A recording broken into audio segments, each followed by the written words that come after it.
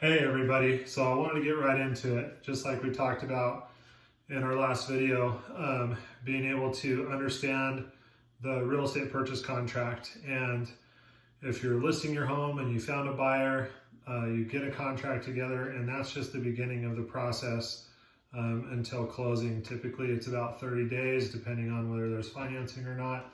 But understanding the ins and outs of this are crucial to a successful transaction, and could end up saving you thousands or more if you understand this correctly. So you would think that the first part of a purchase contract on any home would deal with the purchase price, because that's what everybody cares about, right? The bottom line. But even before that, in the first section of the purchase contract, it addresses this idea of earnest money, okay? So earnest money is basically for the buyer to have some skin in the game, to show they're serious about purchasing the home. For the seller, it shows that the buyer is capable of having at least enough money to put in, and that money goes toward the buyer's down payment. And so it's not just frittered away into fees or anything like that, but it is important and can be a really crucial negotiating tool as well. I think nationally, the average for the amount of earnest money varies for somewhere between 1% and 3%. Here in Utah, for a lot of residential, I see like $1,000 that's put down. But I just yesterday, or even today, because the offer was accepted, I'm working with first-time buyers. It is a dogfight for anything under $300,000, and that's kind of where we're at, is that range. And we put in an offer.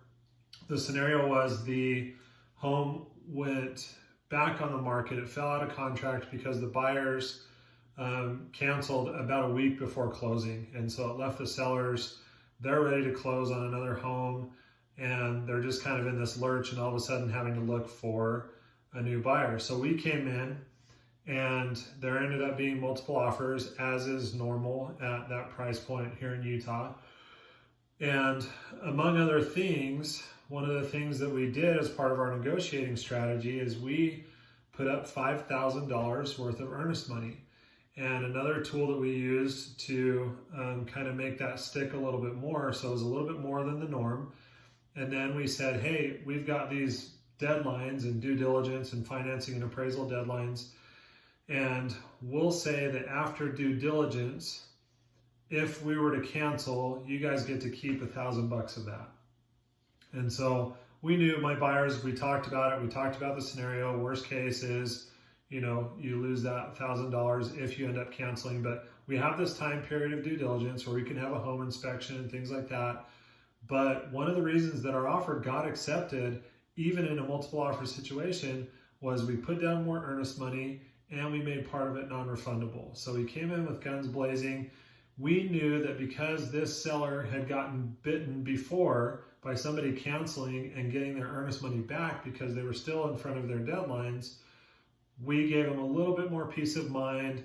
And that was one of the strategies that ended up paying off to win this competition. So earnest money is important. It's a negotiating tool right off the bat, even ahead of the purchase price in the contract, at least. I know that that was also something that weighed heavily on this recent offer, but always good to know, and when that's refundable, when it's not, what does it do, going toward your down payment, and those kinds of things. So if you have any more questions, I'll put the language on the comments, but let me know, and next time we will talk about purchase price. See you then.